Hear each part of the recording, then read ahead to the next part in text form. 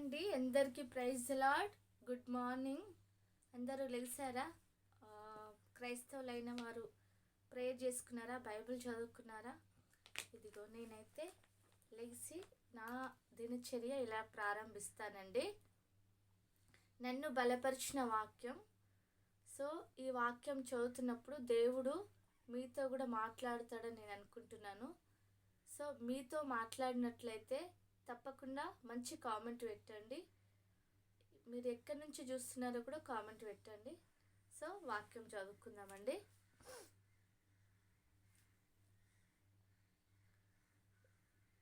కీర్తనాలు 40వ అధ్యాయం.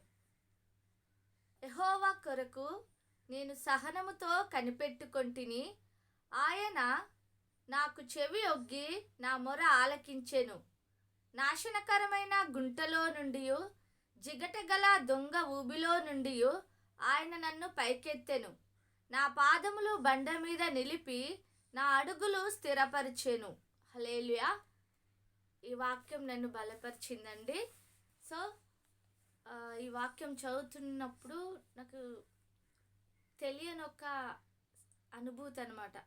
సో ఇక్కడ ఉంది కదండి 40వ కీర్తనలో మనమంటే సహనంతో కనిపెట్టుకోవాలంట దేవుడిని. చాలామంది ఏం అడుగుతారంటే ప్రేయర్ చేస్తారు అంతే, 1-2 సార్లు చేసి ఇక ఇది కాదేమోలే అనేసి వదిలేస్తారు దాన్ని. అట్లా కాదండి. మనం ఏదైనా దేవుణ్ణి అడుగుతున్నాము అంటే దాన్ని మళ్ళీ మళ్ళీ మళ్ళీ మళ్ళీ మళ్ళీ మళ్ళీ అడగాలి. మనుషులని మనం ఏదైనా అడిగితే వాళ్ళు విసుక్కుంటారేమో, వాళ్ళు మనల్ని ఏమన్నా అనుకుంటారేమో ఇది ఇవ్వవా అని అడిగితే. కానీ దేవుడు ఏం చెప్తుండు, మనము ఆయనంట అడుగుతూనే ఉండాలంట. నన్ను అడుగుడి మీకు ఇస్తానంటున్నాడు దేవుడు. సో మనము దేవుణ్ణి అడగాల. ఆయన విసుక్కునేవాడు కాదు, కసురుకునేవాడు కాదు, మనుషుల్లాగా వీళ్ళనొకలాగా వాళ్ళనొకలాగా చూసే దేవుడు కాదండి. ఇంకా ఆయన కోసం మనం కనిపెట్టాలంట. ఎట్లా? ఒక రోజు 2 రోజులు కనిపెట్టి వదిలేయడం కాదు, సహనముతో. మనము సహనంతో ఆయనను కనిపెట్టినప్పుడు దేవుడు మనకు ఏం కావాలో ఆయన ఇస్తాడు. ఇంకా ఇక్కడ ఉంది కదండి, జిగటగల దొంగ ఊబిలో నుండంట పైకెత్తుతాడంట దేవుడు మనల్ని. ఇగో ఆయన నాకు చెవి ఒగ్గి నా మొర ఆలకించెను. నాశనకరమైన గుంటలో నుండి, జిగటగల దొంగ ఊబిలో నుండి ఆయన నన్ను పైకెత్తెను. సో మనం అనుకోవాలండి, నన్ను అని నేను అనుకుంటాను, నన్ను అని మీరు అనుకోండి. సో మనము నాశనకరమైన గుంట అంటే మన కష్టం కావచ్చు, మన బాధ కావచ్చు, సో మన వేదన, మనకే ఏవేవి ఉన్నాయో ఎవరికి తెలియదు. హృదయ అంతరంగంలో మనం ఏం ఆలోచిస్తున్నామో దేవుడికే మాత్రమే తెలుసండి. మనుషులకు ఎవ్వరికి తెలియదు. మనుషులు పై రూపాన్ని చూస్తారు, దేవుడు హృదయ అంతరంగాన్ని చూసే దేవుడు మన దేవుడు. కాబట్టి మనకు మన మనసులో ఏముందో దేవుడికి తెలుసు. అందుకని మనం ఆయనను కనిపెట్టి ఆయనకు ప్రార్థన చేసి మనం అడిగినప్పుడు సో మనల్ని మన మొర అంటే ఆలకిస్తాడంట ఆయన. సో ఆయన నాకు చెవి ఒగ్గి నా మొర ఆలకించాను.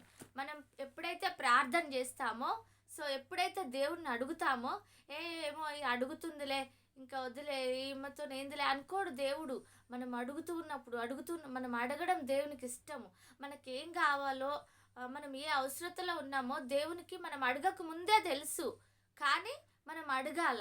అడుగుడి మీకు ఇయ్యబడును, వెదుకుడి మీకు దొరుకును, తట్టుడి మీకు తీయబడును, నన్ను అడుగువానికి నేను ధారాళంగా ఇస్తాను కదా అంటున్నాడు దేవుడు. కాబట్టి మనం అడగాల. మనకేం అవసరత ఉందో, మనకు ఏ బాధలో ఉన్నామో, ఏ వేదనలో ఉన్నామో మనుషులకు చెప్తే ఇప్పుడు మట్టికి మెచ్చుకుంటారు. తర్వాత మనల్ని ఇంకా మన బలహీనతలన్నీ వాళ్ళు తెలుసుకొని మన బలహీనత మీద వాళ్ళు దెబ్బ కొడతారండి.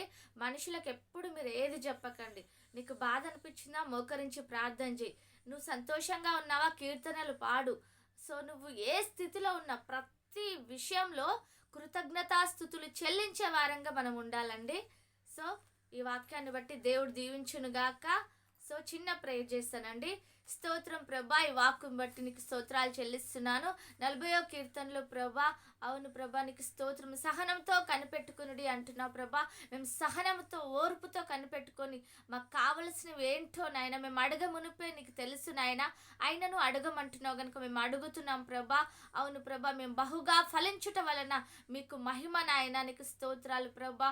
ఇదిగో తండ్రి, ఈ వీడియో ఎంతమంది చూస్తున్నారు ప్రభా, వారందరికీ కూడా తండ్రి రక్షణ లేని వారికి రక్షణ దయచండి, అనారోగ్యంగా ఉన్న వారిని ముట్టి స్వస్థపరచండి, గర్భం లేని వారికి గర్భం తెరవండి, అప్పులతో ఉన్న వారిని విడిపించండి, అప్పులు తీసివేయండి ప్రభా.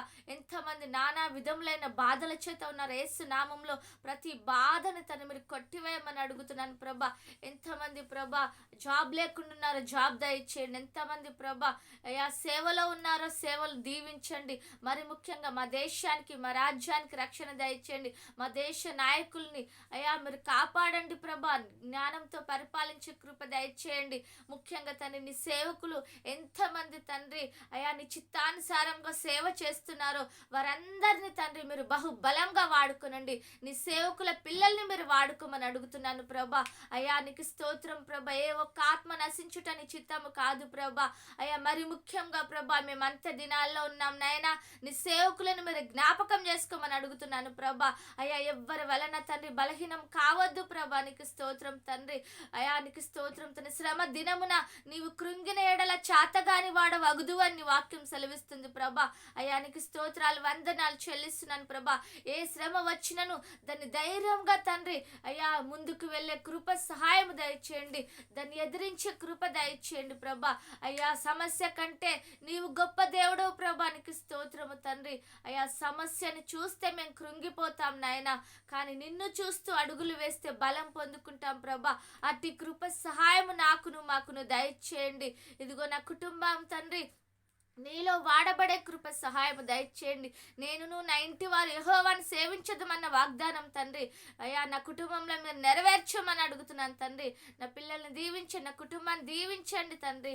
అయ్యా నీకు స్తోత్రం. మమ్మల్ని అందరినీ సేవలో వాడుకోమని అడుగుతున్నాను ప్రభా. అయ్యా నీ చిత్తానుసారంగా ప్రార్థన జీవితాలు మాకు అందరికి దయచేయండి. ముఖ్యంగా ప్రవీణ్ నీ కొరకు వాడుకోనండి ప్రభా. శాంతకు జాబ్ దయచేయమని అడుగుతున్నాను ప్రభా. అయ్యా ముఖ్యంగా నా ఆత్మీయ తల్లి సంఘం కొరకు ప్రార్థిస్తున్నాను. పాముకుట్ట సంఘాన్ని దీవించండి. ఆ సంఘంలో ఉన్న ప్రతి అవసరత తీర్చమని అడుగుతున్నాను తండ్రి. అయ్యా ఆలయంలో మీటింగ్స్ జరుగుతుండగా అద్భుతంగా జరుగుటకు కృప చూపండి. తూప్రాన్ సంఘాన్ని దీవించండి. సేవకులకు మంచి ఆరోగ్యం దయచండి. ముఖ్యంగా చేయి ఫ్రాక్చర్ అయింది ప్రభా. యేసు నామంలో మీరు ముట్టండి, స్వస్థపరచండి దైవ సేవకుని ప్రభా. అయ్యా నీకు స్తోత్రాలు వందనాలు చెల్లిస్తున్నాను ప్రభా. ఇదిగో తండ్రి అయ్యా మేము ఉంటున్న ఈ గ్రామాన్ని మీరు క్రీస్తు గ్రామంగా మార్చండి. అయ్యా జిల్లాలని గ్రామాలని ఊర్లని ప్రభా నీ రక్షణలోకి నడిపించమని అడుగుతున్నాను ప్రభా. అయ్యా కల్వరి మినిస్టర్స్ని మీరు దీవించి ఆశీర్వదించమని ప్రభా. ఈ ఉదయకాల సమయంలో ప్రభా నీ సన్నిధి కాంతి కుమ్మరించిన ఆయన నీ పరిశుద్ధాత్మ శక్తి రోజంతా నాకును మాకును మా ప్రయాణాల్లో మీ సన్నిధి తోడుగా ఉంచమని నన్ను నేను తగ్గించుకుంటూ నామాన్ని హెచ్చిస్తూ ప్రభు అయిన యేసుక్రీస్తు నామంలో అడిగి వేడుకుంటున్నాను తండ్రి. Amen amen amen. Praise Lord అందరికీ.